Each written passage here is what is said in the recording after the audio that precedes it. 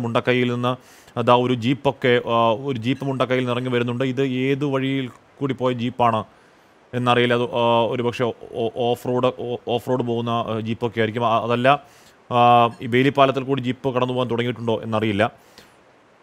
S Vijayakumar ദാ ഈ മുണ്ടക്കൈയിൽക്കകത്ത് നിന്നൊരു ജീപ്പ് ഇറങ്ങി വരുന്നുണ്ട്. ഈ ജീപ്പ് അകത്തേക്ക് എങ്ങനെ പോയി എന്നറിയില്ല. ഈ വേലിപ്പാലത്തിൽ കൂടി കടന്നു പോയതാണെന്ന് സംശയിക്കണോ?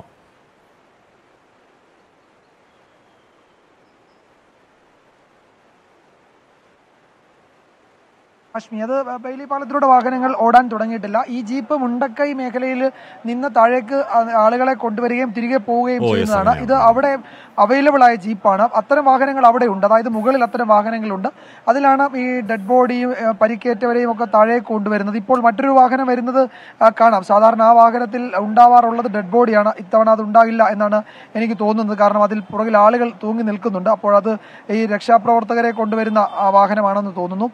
ഇത്തരം വാഹനങ്ങൾ അവിടെ മുണ്ടക്കൈയിൽ ഉള്ളതാണ്. അത് അവിടെ നിന്ന് താഴേക്ക് വരുന്നതാണ്. അപ്പോൾ ആ വാഹനങ്ങൾ അവിടെ ഈ ആവശ്യത്തിന് ഉപയോഗിക്കുന്നതാണ്. ഇതുവഴി ബെയിലി പാലത്തിലൂടെ ഇപ്പോൾ അക്കരയിലേക്ക് വാഹനങ്ങൾ പോകാൻ ഉള്ള സമയമായിട്ടില്ല. ഇവിടെ ഈ കരസേന അതിൻ്റെ ഈ പ്ലാറ്റ്ഫോമിൽ ഉറപ്പിക്കേണ്ട ലോഹത്തകിടുകൾ ഒരു വലിയ ലോറിയിൽ നിന്ന് ഇറക്കി ആളുകൾ അത് 2-3 ആളുകൾ ചേർന്ന് പിടിച്ചത് ഇപ്പോൾ കൊണ്ടുപോകുന്നുണ്ട്. എനിക്ക് ഇവിടുന്ന് നോക്കുമ്പോൾ അത് കാണാം. അവരുടെ ആ ജോലി തുടരുന്നുണ്ട്. അതായത് പാലത്തിന് ഉറപ്പിക്കേണ്ട ലോഹ ഷീറ്റുകളാണ് അവരുടെ ഒരു വലിയ ലോറിയിൽ, ഒരു നാഷണൽ പെർമിറ്റ് ലോറിയിൽ നിന്ന് താഴേക്ക് ഇറക്കി സേനാംഗങ്ങൾ തന്നെ പുറത്തേക്ക് കൊണ്ടുപോകുന്നത്. അത് നമുക്ക് അതിൻ്റെ ദൃശ്യങ്ങൾ കൂടി നൽകാൻ കഴിയുമെന്നാണ് ഞാൻ പ്രതീക്ഷിക്കുന്നത്. ആ ലോഹ ഷീറ്റുകൾ ഇപ്പോഴത് അല്പസമയത്തിനകം അത് ഉറപ്പിച്ച് തീർക്കും. ആ പാലത്തിൽ ഉറപ്പിച്ച് തീർക്കും. അങ്ങനെ പാലത്തിൽ അത് ഉറപ്പിച്ച് തീർത്ത് കഴിഞ്ഞാൽ പിന്നീട് അവർക്ക് ആ വാഹനം അതിലൂടെ ഓടിച്ചുകൊണ്ട് പോകാൻ പറ്റുന്ന ഒരു സാഹചര്യം ഉണ്ടാകും. അക്കരെ ഈ പുഴയ്ക്ക് അക്കരെ ഈ പ്ലാറ്റ്ഫോം ഇപ്പോഴും സജ്ജമാക്കിക്കൊണ്ടിരിക്കുകയാണ് ഈ വലിയ മെഷീനുകൾ. ആ മെഷീനുകൾ അവിടെ ജോലി എടുക്കാൻ തുടങ്ങിയിട്ട് കുറേ മണിക്കൂറുകളായി. അവിടെ ഉറപ്പില്ലാത്ത മണ്ണാണ്. എപ്പോൾ വേണമെങ്കിലും താഴേക്ക് ഈ വാഹനങ്ങൾ താഴ്ന്നു പോകാൻ സാധ്യതയുള്ളതുകൊണ്ട് വലിയ കല്ലും മണ്ണും ഒക്കെ ഉപയോഗിച്ചുകൊണ്ട് ഉറപ്പോടെ ഒരു പ്ലാറ്റ്ഫോം, ഒരു അപ്രോച്ച് റോഡ് അവിടെ ഉണ്ടാക്കുന്നുണ്ട്. അപ്രോച്ച് റോഡിലൂടെയാണ് ഈ വാഹനങ്ങൾ ഇനി കയറുകയും ഇറങ്ങുകയും ഒക്കെ ചെയ്യേണ്ടത്.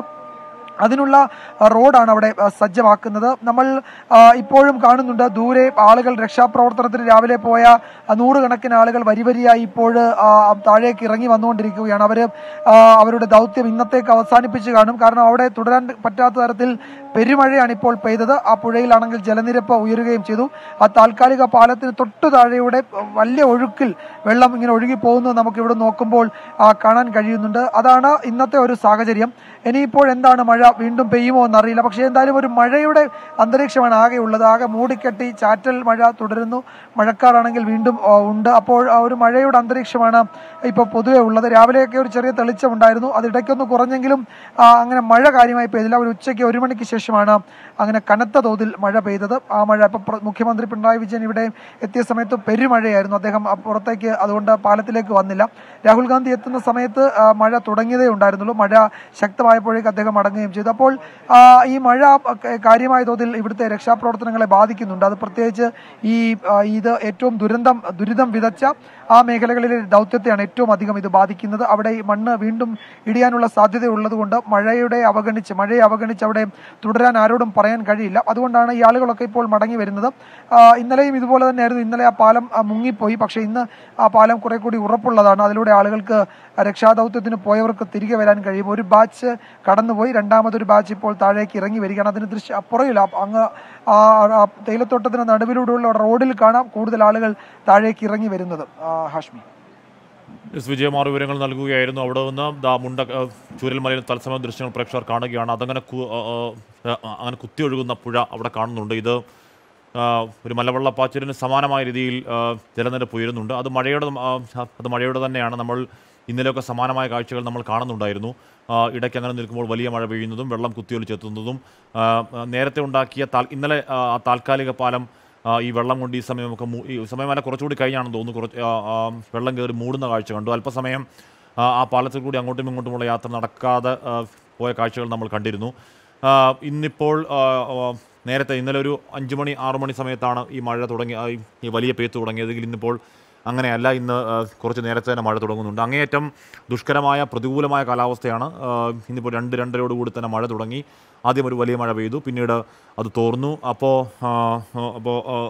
രക്ഷാദൗത്യം തുടരാൻ കഴിയുമെന്ന പ്രതീക്ഷ അപ്പോഴും ഉണ്ടായിരുന്നു. പിന്നീട് തുടങ്ങിയ മഴ അത് പിന്നെ തോരുന്നില്ല. അപ്പോൾ സ്വാഭാവികമായും പിന്നെ ഈ മുണ്ടക്കൈ മേഖലയിൽ അങ്ങോട്ടേക്ക് നിൽക്കാൻ കഴിയുന്നില്ല. അങ്ങോട്ടേക്ക് നോക്കൂ, ആ വെള്ളത്തിൻ്റെ കുത്തിയൊഴുക്ക് നോക്കൂ, അതിൽ നിന്ന് തന്നെ വ്യക്തമാണ് എത്രത്തോളം ശക്തമായ മഴയാണ് എന്ന് വ്യക്തമാകുന്നുണ്ട്.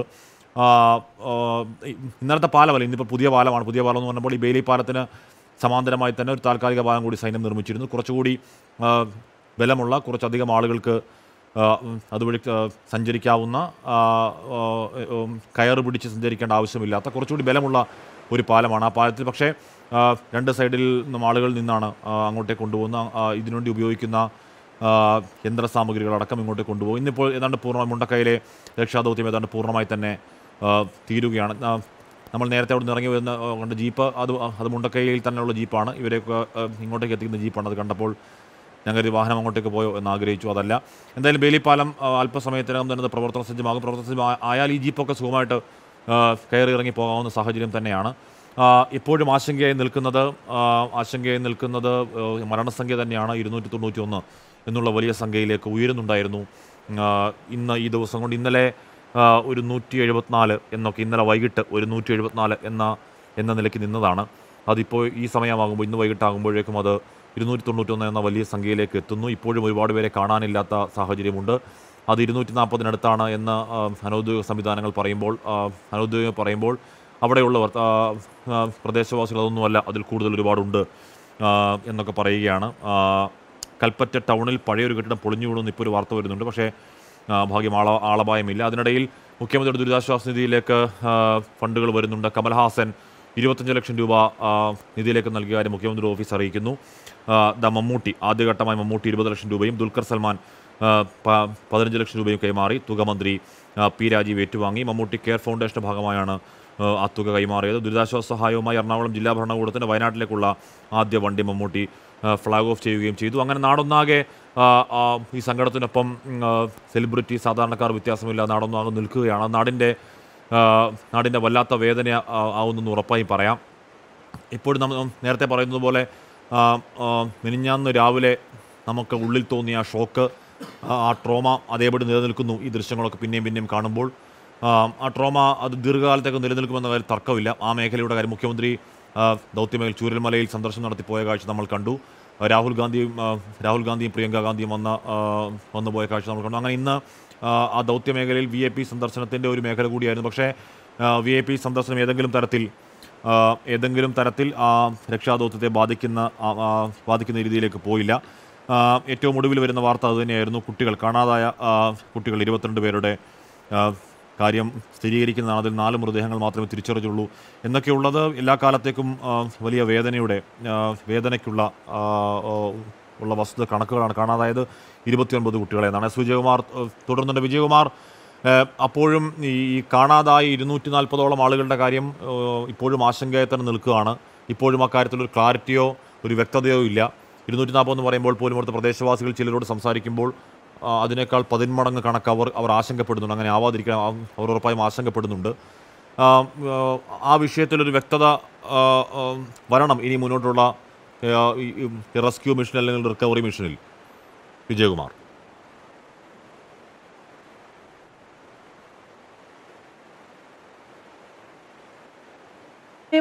റെസ്ക്യൂ മിഷന്റെ അത് മുന്നോട്ട് കൊണ്ടുപോകുന്നതിലെ ഏറ്റവും പ്രധാനപ്പെട്ട ഇൻപുട്ട് എന്ന് പറയുന്നത് നമുക്ക് എത്ര ആളുകളെ കാണാതായിട്ടുണ്ട് എന്നുള്ളതാണ്. നമ്മൾ ആരെയാണ് തിരയുന്നത് എന്നൊരു വലിയ ചോദ്യമുണ്ടല്ലോ. അപ്പോൾ അതിൻ്റെ ഒരു കണക്കാണ് നമ്മളുടെ കൈവശം ഇനിയും ഇല്ലാത്ത. അപ്പോൾ നമ്മൾ ഈ മുണ്ടക്കൈ മേഖല എന്ന് പറയുന്ന സ്ഥലത്തെ അവിടെ പോയിട്ടുള്ളവർക്കറിയാം. അതൊരു വിശാലമായ സ്ഥലമാണ്. അവിടെ ഇങ്ങനെ മണ്ണ് കൂമ്പാരമായി കിടക്കുകയാണ്. അതിൽ നമ്മൾ ആരെയാണ് തിരയുന്നത് എന്നതിൽ ഒരു കണക്കും നമ്മുടെ പക്കലില്ല. നമുക്ക് ഇത് കാണാതായവരുടെ ആകെ നമ്മളുടെ പക്കലുള്ളത് ഇതുവരെയുള്ളത് ഈ കാണാതായി എന്ന് പറയുന്ന ആളുകൾ പറയുന്ന ബന്ധുക്കൾ കാണാതായി എന്ന് പറയുന്ന വിവരങ്ങൾ മാത്രമാണുള്ളത്. ഇപ്പോൾ ഒരു കുടുംബത്തിലെ മുഴുവൻ ആളുകളും നഷ്ടപ്പെട്ടു പോയ ഒരു വീട്ടിൽ ഇനി ആരും അവശേഷിക്കാത്ത കേസുകൾ ധാരാളമുണ്ട്. അപ്പോൾ അതൊക്കെ ഈ കണക്ക് ആര് ചേർക്കുമെന്നുള്ളതാണ് ഒരു കാര്യം. മറ്റൊന്ന്, നമ്മൾ ഈ നിൽക്കുന്ന ചൂരൽമലയ്ക്ക് തൊട്ടപ്പുറത്ത് ഒരു പാടി ഉണ്ടായിരുന്നു. ഒരു എസ്റ്റേറ്റ് തൊഴിലാളികൾ താമസിച്ചിരുന്ന ഒരു പാടി ഉണ്ടായിരുന്നു. അതിൽ ഇതര സംസ്ഥാന തൊഴിലാളികളായ ആളുകളായിരുന്നു ഉണ്ടായിരുന്നത്. അവർ ആ തേയിലത്തോട്ടത്തിൽ ജോലി എടുക്കുന്നവരായിരുന്നു. ഈ അപകടം നടന്ന സമയത്ത് എത്ര ആളുകൾ അതിൽ താമസക്കാരായി ഉണ്ടായിരുന്നു എന്നതിന് കണക്കൊന്നുമില്ല. അപ്പോൾ അവരെവിടെ പോയി എന്നറിയില്ല. അതിലാരെയും ഈ ഭാഗത്ത് എവിടെയും കാണുന്നതായി നാട്ടുകാർക്കറിയില്ല. ഇന്നും ഇന്നലെയും ഈ എസ്റ്റേറ്റിൽ ഉണ്ടായിരുന്ന ചില ആളുകൾ നമ്മളോട് പറയുന്നത് ഇതര സംസ്ഥാന തൊഴിലാളികളാണ്, അവരെവിടെയാണെന്ന് അറിയില്ല, ക്യാമ്പുകളിലാണോ എന്നറിയില്ല. അപ്പോൾ അങ്ങനെയൊക്കെയുള്ള കേസുകൾ നമ്മുടെ അടുത്തേക്ക് വരുന്നുണ്ട്. അപ്പോൾ അതാണ് ഞാൻ പറയുന്നത്, നമ്മളുടെ പക്കൽ വിവരങ്ങൾ ചില ആളുകൾ നാട്ടുകാർ പറയുന്ന സ്ഥിരീകരിക്കാത്ത വിവരങ്ങൾ മാത്രമാണുള്ളത്. ഒരു സർക്കാർ അതോറിറ്റിയാണ് അത് സ്ഥിരീകരിച്ച് എത്ര പേർ മിസ്സിംഗ് ആണ് എന്ന് പറയേണ്ടത്. അപ്പോൾ ആ നിലയിലൊരു കണക്കാണ് ഈ രക്ഷാപ്രവർത്തനത്തിൽ. ഇപ്പോൾ ഇന്നും നാളെയും കൂടെയൊക്കെ ഇങ്ങനെ പോകും. മറ്റന്നാൾ മുതൽ നമ്മൾ ആരെ തേടുന്നു, എവിടെ തേടുന്നു എന്നതിലൊരു വ്യക്തത വരുത്തേണ്ടി വരും. അതിന് ഉതകുന്ന തരത്തിലുള്ള വിവരങ്ങൾ ഈ ജില്ലാ ഭരണകൂടത്തിൻ്റെയോ അല്ലെങ്കിൽ ഡിസാസ്റ്റർ മാനേജ്മെൻറ്റ് സംവിധാനത്തിൻ്റെയോ ഒക്കെ പക്കൽ, റവന്യൂ വകുപ്പിനൊക്കെ കയ്യിൽ ഉണ്ടാകണം. നിർഭാഗ്യവശാൽ അത്തരമൊരു കണക്ക് വെച്ച് നമുക്ക് തരാൻ പറ്റുന്നില്ല എന്നാണ് മനസ്സിലാക്കുന്നത്. കാരണം ആദ്യം ഇപ്പോൾ ഇന്നലെ 221 പേരെ കാണാനില്ല എന്നാണ് ആദ്യം കേട്ടത്. അപ്പോൾ വൈകുന്നേരമായപ്പോഴേക്കും അതിൽ 95 പേർ അവരെപ്പറ്റി വിവരം കിട്ടി എന്ന് പറയുന്നു. അതിൽ ചിലർ മരിച്ചു, ചിലർ ക്യാമ്പുകളിലുണ്ട് എന്ന്. അങ്ങനെ അപ്പോൾ വീണ്ടും 221 നിന്നും 95 ആളുകളുടെ കുറവുണ്ടായി. അപ്പോൾ യഥാർത്ഥത്തിൽ അത്രയും ആളുകളല്ല എന്ന് നമുക്കറിയാം. അതിലൊക്കെ എത്രയോ അധികം ആളുകൾ പലയിടങ്ങളിലായി മിസ്സിംഗ് ആണ് എന്ന് നാട്ടുകാർ പറയുന്നുണ്ട്. ഇപ്പോൾ ഈ സ്കൂളിൻ്റെ സമീപം വെള്ളാർമല വൊക്കേഷണൽ ഹയർ സെക്കൻഡറി സ്കൂളിൻ്റെ സമീപത്ത് നമ്മൾ പോയതാണ്. അവിടെ ആ സ്കൂളിൻ്റെ സമീപത്തോട് ചേർന്ന് വെള്ളാർമല സ്കൂൾ റോഡ് എന്നൊരു റോഡുണ്ട്. ആ റോഡ് പൂർണ്ണമായും ഒഴുകിപ്പോയി. ആ റോഡിൻ്റെ ഇരുവശത്തുമായി നിരവധി വീടുകൾ എന്ന് വെച്ചാൽ അതൊരു തിക്ലി പോപ്പുലേറ്റഡായ ജനവാസ കേന്ദ്രമായിരുന്നു. അടുത്തടുത്തടുത്ത് വീടുകളുള്ള ഒരു ജനവാസ മേഖലയായിരുന്നു. ചെറിയ എന്ന് വെച്ചാൽ ഇടത്തരക്കാരായ ആളുകൾ ഒരു 4 സെൻറ്റ് 5 സെൻറ്റ് സ്ഥലമൊക്കെ വാങ്ങി അവിടെ വീട് വെച്ച് താമസിക്കുന്ന ഒരു സ്ഥലം. പുഴയുടെ തീരമുണ്ട്, സ്കൂള് അടുത്താണ്, മക്കളുടെ വിദ്യാഭ്യാസമൊക്കെ നോക്കിയാണ് അവിടേക്കൊക്കെ ആളുകൾ വരുന്നത്. പിന്നെ പരമ്പരാഗതമായി വെള്ളാർമലയിലൊക്കെ താമസിച്ച യഥാർത്ഥത്തിൽ വെള്ളാർമല എന്നായിരുന്നു ഈ ചൂരൽമലയുടെ ആദ്യ പേര്. ഇപ്പോഴാണ് അത് ചൂരൽമലയാകുന്നത്. മുഴുവൻ വെള്ളാർമലയായിരുന്നു. അപ്പോൾ ആ ഭാഗത്ത് പരമ്പരാഗതമായി താമസിച്ചു വന്ന ആളുകൾ, അവരുടെ പിന്മുറക്കാരൊക്കെയാണ് അവിടെ ഉണ്ടായിരുന്നത്. അതിൽ നമുക്ക് നിസ്സംശയം പറയാം 90% വീടുകളും ഈ അപകടം നേരിട്ടു. അതായത് ആ വീടുകളിലൂടെ ഈ വെള്ളം ആർത്തലച്ചൊഴുകി. അത് ഏറ്റവും കുത്തി ഒഴുക്കുണ്ടായ ഒരു പ്രദേശം കൂടിയാണ്. വലിയ വീടുകളുടെയൊക്കെ തലപ്പ് മാത്രമാണ്, എന്ന് വെച്ചാൽ കോൺക്രീറ്റ് തലപ്പ് മാത്രമാണ് മണ്ണിന് മുകളിലുള്ളത്, ബാക്കി മുഴുവൻ മണ്ണിനടിയിലായി. അങ്ങനെ അത്തരത്തിൽ പ്രതിസന്ധി നേരിട്ട ഒരു മേഖലയാണ് ആ വെള്ളാർമല VHSCയുടെ സമീപമുള്ള ആ സ്ഥലം. അവിടെയൊക്കെ എത്രയോ ആളുകളെ കാണാതായിട്ടുണ്ടെന്ന് നാട്ടുകാർ പറയുന്നു. ക്യാമ്പുകളിൽ തെരഞ്ഞു, കണ്ടെത്തിയിട്ടില്ല. തുടർച്ചയായി വിളിക്കുന്നുണ്ട്, അറിയില്ല. അവരുടെ ബന്ധുക്കൾക്കറിയില്ല. ആ ഒരു വീട്ടിലെ മുഴുവൻ ആളുകൾ പോയതുണ്ട്. അവിടെ ചില വീടുകളിൽ മറ്റു സ്ഥലങ്ങളിൽ നിന്നൊക്കെ വന്ന അതിഥികളുണ്ടായിരുന്നു, വിരുന്നുകാരുണ്ടായിരുന്നു. അവരെ പറ്റിയൊക്കെ ഒന്നും ഒരു വിവരവുമില്ല. അങ്ങനെ സമ്പൂർണ്ണമായും എത്ര ആളുകൾ ഉണ്ടെന്നറിയാൻ കഴിയാത്ത തരത്തിൽ പ്രതിസന്ധിയുള്ള മേഖലയാണത്. അതുകൊണ്ട് അവിടെ എന്താണ് അവിടെ നടക്കുന്നത് എന്ന് നമുക്ക് ഈ ഘട്ടത്തിൽ പറയാൻ കഴിയില്ല. എങ്ങനെ രക്ഷാപ്രവർത്തനം മുന്നോട്ട് കൊണ്ടുപോകണമെന്നറിയില്ല. ആ കണക്കുകൾ ഒരുപക്ഷെ ഇന്ന് വൈകിട്ടോ നാളെയോ ഒക്കെ ആകുമ്പോഴേക്ക് ക്രോഡീകരിക്കാൻ കഴിയുമെന്നാണ് റവന്യൂ മന്ത്രി ഇന്ന് രാവിലെ നമ്മളോട് സംസാരിച്ചപ്പോൾ പറഞ്ഞത്. അദ്ദേഹത്തിനും അത്രയേ പറയാൻ കഴിയുള്ളൂ. കാരണം വിവരങ്ങൾ അവരുടെ കേന്ദ്രങ്ങളിലേക്കും അവരുടെ സോഴ്സുകളിലേക്കും വരണമല്ലോ. എനിക്ക് തോന്നുന്നു അപ്പോൾ അതിപ്പോൾ വോട്ടേഴ്സ് ലിസ്റ്റ്, അദ്ദേഹം പറഞ്ഞ വോട്ടേഴ്സ് ലിസ്റ്റ്, റേഷൻ കാർഡ് ഇതാണ് അതിനൊരു ഉപാധിയാകുന്നത്. വോട്ടേഴ്സ് ലിസ്റ്റ് ആണെങ്കിൽ 18-ൽ താഴെയുള്ളവരെ പറ്റി അതിൽ വിവരമില്ല. റേഷൻ കാർഡ് ആണെങ്കിൽ കുഞ്ഞുങ്ങൾ ഉണ്ടോ എങ്കിൽ അതറിയില്ല. അപ്പോൾ ആ വഴിക്കൊക്കെയാണ് അന്വേഷണം പുരോഗമിക്കുന്നത്. എത്ര ആളുകൾ ഉണ്ടെന്ന് ഇനിയിപ്പോൾ ആധാർ ഏതെങ്കിലും തരത്തിൽ ഉപയോഗപ്പെടുത്താൻ കഴിയുമോ ഇത്തരം കേസുകളിൽ നിന്ന് പരിശോധിക്കണം. അങ്ങനെ വിവരങ്ങൾ ശേഖരിച്ച് ഇന്നോ നാളെയോ ഒക്കെ ആയി അതിലൊരു കണക്കുണ്ടാക്കാൻ കഴിയുമെന്നാണ് റവന്യൂ മന്ത്രി പറഞ്ഞത്. അതില്ലാതെ എനിക്ക് തോന്നുന്നില്ല നാളേക്ക് ശേഷം നമ്മളുടെ ഈ തെരച്ചിൽ എങ്ങനെ പുരോഗമിക്കുമെന്ന്. അതിൽ വലിയ ചോദ്യങ്ങൾ ഉയരുന്നുണ്ട്. അപ്പോൾ ആ കണക്കുണ്ടാവുക എന്നത് വളരെ പ്രധാനമാണ് എന്ന് തോന്നുന്നു ഹാഷ്മി. ഉറപ്പായും ആ കണക്ക് പ്രധാനമാണ്. നമ്മൾ 240 എന്ന് പറയുന്ന കണക്ക് അത്രയും അല്ല, അതിൽ കൂടുതലുണ്ടെന്ന് പ്രദേശവാസികൾ പ്രത്യേകിച്ച് പറയുമ്പോൾ അവർ അങ്ങനെ ആശങ്കപ്പെടുമ്പോൾ ആ കാര്യത്തിൽ ഒരു കൃത്യത, ഒരു പക്ഷേ ഇങ്ങനെ സമാനതകളില്ലാത്ത വലിയൊരു ദുരന്തമുഖത്ത് ഈ ദിവസങ്ങളിൽ ഉണ്ടാകുന്ന ഈ കാണാതായവരെക്കുറിച്ച് തിരിച്ചറിയാൻ ഇടയില്ലാത്ത രീതിയിൽ കണ്ടെത്തിയ മൃതദേഹങ്ങളൊക്കെ ഉള്ളപ്പോൾ ഈ കൺഫ്യൂഷൻ ഈ ഒരു ഫേസിൽ ചിലപ്പോൾ സ്വാഭാവികമായിരിക്കാം. നമുക്ക് മുൻപരിചയമില്ലാത്തതാണ്. പക്ഷേ ഈ ഒരു ഫേസിൽ അത് ഉണ്ടാകാവുന്നതേ ഉള്ളൂ. പക്ഷേ ഈ വരുന്ന ദിവസങ്ങളിൽ അല്പമെങ്കിലും ആ കാര്യത്തിലൊരു വ്യക്തത ഉണ്ടാവണം. എന്നാൽ മാത്രമേ രക്ഷാദൗത്യം ഏത് രീതിയിൽ ഏത് മേഖലകൾ കേന്ദ്രീകരിച്ച് കൂടുതൽ സജീവമാക്കണമെന്നതിനെക്കുറിച്ചുള്ള ഒരു പ്ലാൻ ഉണ്ടാവുകയുള്ളൂ. ഉറപ്പായും NDRF അടക്കമുള്ള അവർക്ക് മുൻപരിചയമുള്ള രീതികളും റെസ്ക്യൂവും സെർച്ചും ഒക്കെയാണ്. അപ്പോൾ അവർക്കൊപ്പം ആ വിഷയത്തിൽ വരും ദിവസങ്ങളിൽ എന്താകണം ഒരു പദ്ധതി എന്നൊരു ആലോചന എന്തായാലും ഉണ്ടാകും.